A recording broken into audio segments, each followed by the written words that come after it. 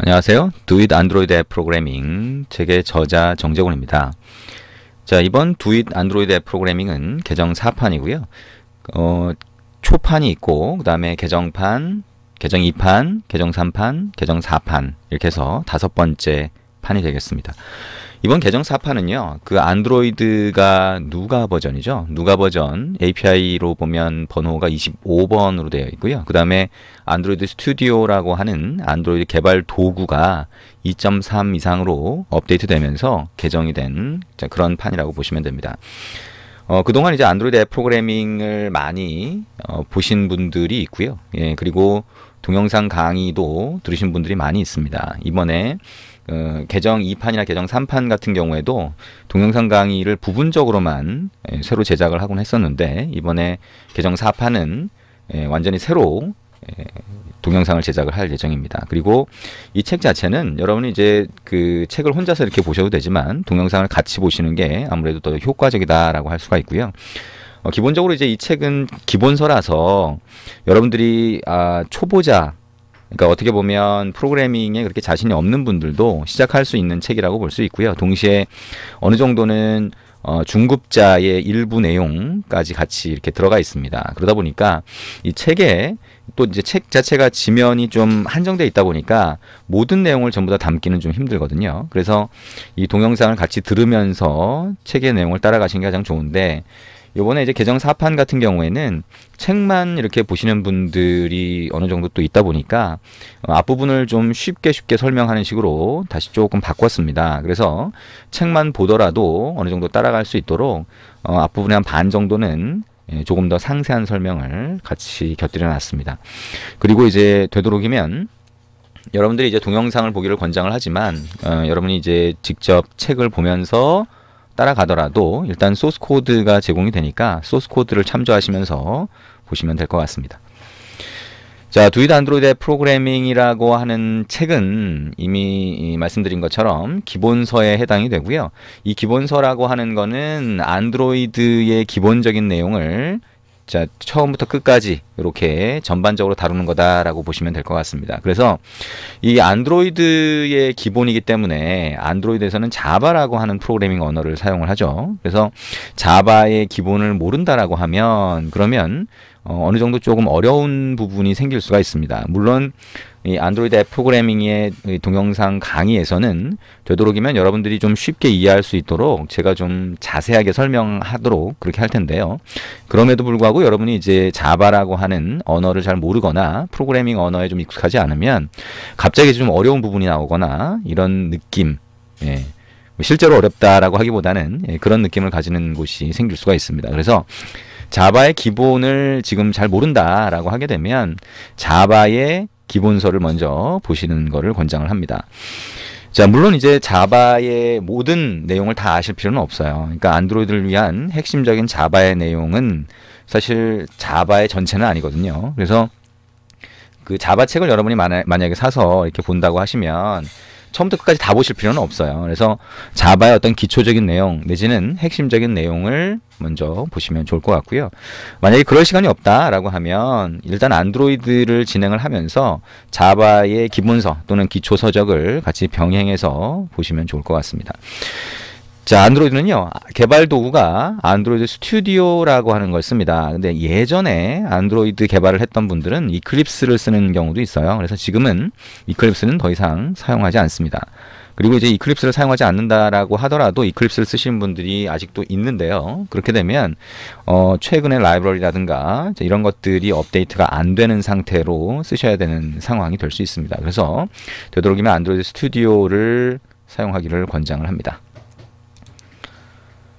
자, 그러면 우리 첫째 마당부터 진행이 될 텐데요. 이 책의 구성은 첫째 마당, 둘째 마당, 셋째 마당 이렇게 나눠져 있습니다. 그래서 첫째 마당은요, 우리가 본격적으로 들어가기 전에 안드로이드가 어떤 건지, 그 다음에 안드로이드를 개발하기 위해서 필요한 개발 도구를 어떻게 설치하는지, 그 다음에 우리가 뭔가를 알기 전에 첫 번째 앱을 그냥 무작정 만들어 봅니다. 그러니까 여러분이 뭔가 이게 제공하는 게 뭐다라고 하는 거를 알아가는 과정, 아무것도 모르는 상태에서 알아가는 과정도 상당히 중요하거든요. 그래서 그냥 무작정 따라 해보면 뭔가가 동작하는 걸 보실 수가 있습니다. 그래서 어떤 경험해 본다라고 하는 측면에서 접근을 하는 거니까요. 그렇게 한번 해보시고 둘째 마당부터 본격적으로 진행이 된다라고 보시면 됩니다. 셋째 마당 같은 경우에는 이제 둘째 마당에서 하나씩 익혀간 거를 가지고 이제 셋째 마당에서 여러분이 하나의 앱을 간단하게 만들어 보는 그런 기회를 가지게 됩니다. 그래서 이제 셋째 마당 정도까지 가면 사실상 여러분들이 이제 둘째 마당을 꾸준히 이렇게 쭉 따라오셨다라고 하면 셋째 마당은 그렇게 어렵지 않게 진행하실 수가 있을 겁니다. 자, 우리 첫째 마당부터 해서 셋째 마당까지 진행이 될 때 우리가 이제 보통은 챕터별로 나눠져 있지만 자, 이 책은 우리가 중급자 내지는 여러분 이제 기초적인 안드로이드를 조금이라도 해봤다라고 하게 되면 25일 정도 분량으로 해서 여러분이 책을 어느 정도 볼 수 있도록 그렇게 되어 있고요. 아예 모르는 상태다라고 하고 자바에 대한 기초적인 내용만 조금 안다. 내지는 자바가 아니더라도 C라든가 뭐 이런 다른 언어에 대해서 좀 아는 정도다라고 하면 50일 정도의 동영상 강의로 되어 있습니다. 그래서 이 동영상 강의는요. 50일 기준으로 해서 설명을 하게 됩니다. 그래서 50일 정도의 분량이고요. 동영상 자체는 너무 길게 가면 여러분들이 이제 파일을 이렇게 보거나 아니면 유튜브 동영상을 보거나 이렇게 할 때 좀 불편할 수 있기 때문에 되도록이면 10분 단위로 해서 끊어서 작성을 하게 됩니다. 그래서 끊어서 제작되는 이 동영상을 여러분이 이제 연결해서 이어서 들으시면 되고요. 되도록이면 10분 정도의 끊어서 이렇게 가긴 할 텐데요. 이게 약간씩 넘어가거나 그 전이 될 수도 있을 것 같습니다. 자, 그러면 이제 오늘이 첫째 날이 되겠죠? 자, 이제 첫째 날에 자, 안드로이드 개요라고 하는 것부터 들어가도록 하겠습니다. 안드로이드가 뭘까라고 하는 거를 얘기를 하게 됩니다. 자, 우리가 안드로이드가 어떤 건지, 그 다음에 안드로이드가 어떤 특징을 갖고 있는지, 그리고 이 안드로이드를 이제 보는 분들이 많은 거잖아요. 그러면 이 안드로이드가 예전에는 그럼 어떤 흐름을 갖고 자, 언제 처음에 만들어졌고 어떻게 흘러왔는지 뭐 이런 내용들 간단하게 아실 필요가 있겠죠. 자, 그 다음에 안드로이드가 지금 현재는 또 어떻게 쓰고 있는지 앞으로는 어떻게 쓰일 건지 뭐 이런 걸 한번 생각해 보시면 좋을 것 같아요. 자, 그래서 이 안드로이드 개요 부분에서는요. 안드로이드가 어떤 거냐라고 하는 거에 대해서 알아보는 시간이다라고 생각하시면 되고요. 가볍게 따라오시면 될 것 같습니다. 우리가 코드를 만들거나 이런 게 아니기 때문에 이런 거구나 라고 하는 거 정도 보시면 될 것 같습니다. 자, 그러면 안드로이드에 대한 이해부터 시작해서 가면 되겠네요.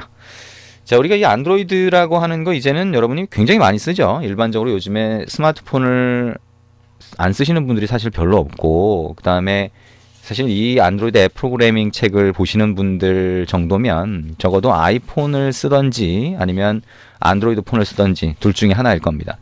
자, 근데 이 안드로이드 폰이요, 이제 뒷부분에서 보겠지만 거의 이제 국내 시장의 90%를 장악을 합니다.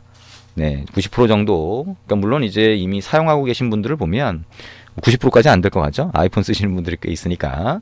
그래서 한 80% 정도 뭐 이렇게 볼 수도 있지만 상당히 많은 부분을 이제 안드로이드가 차지를 하고 있어요.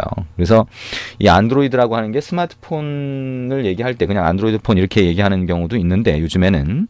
근데 이 안드로이드 폰은요, 아이폰보다 늦게 나왔죠. 그래서 아이폰이라고 하는 게 2007년에 처음 나왔는데 이 아이폰이 처음에 나왔을 때 굉장히 큰 반향을 딱 일으키게 됩니다.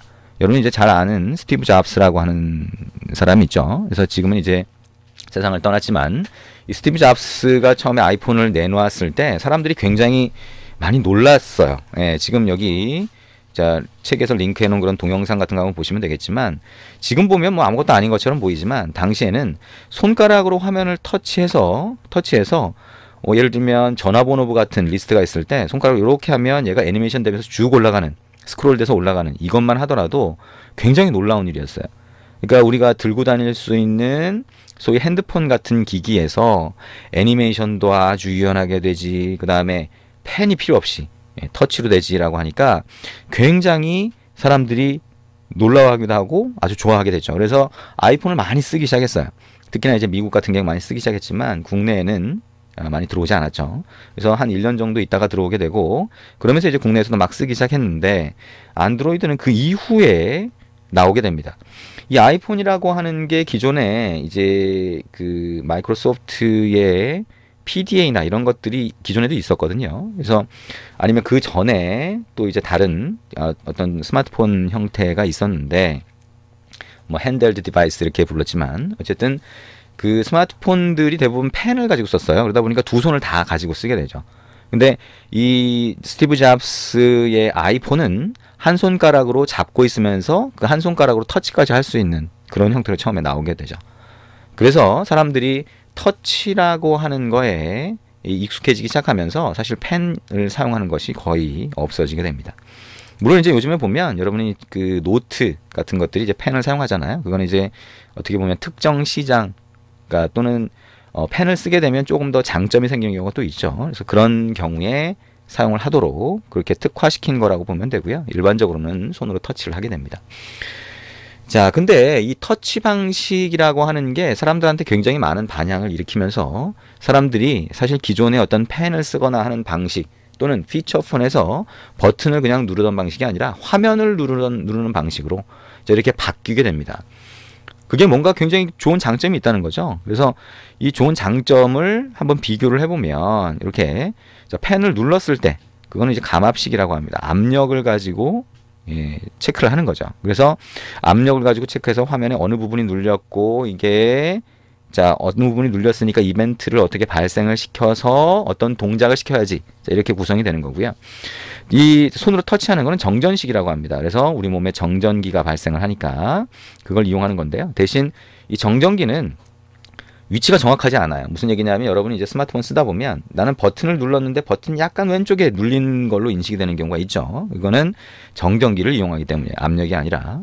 어쨌든 이제 뭐 이런 것들을 요즘에는 이제 압력 정도도 같이 파악을 하는 그런 형태로 되어 있죠. 근데 어쨌든 터치하는 위치는 약간 조금 원래 위치하고 좀 다른 곳으로 인식할 수는 있습니다. 그래서 사실 이제 펜이 갖고 있는 장점, 그 다음에 손가락으로 터치했을 때의 장점들이 좀 나눠지긴 하지만 어쨌든 지금은 이제 손으로 터치하는 방식이 이겼다라고 보시면 될 것 같습니다.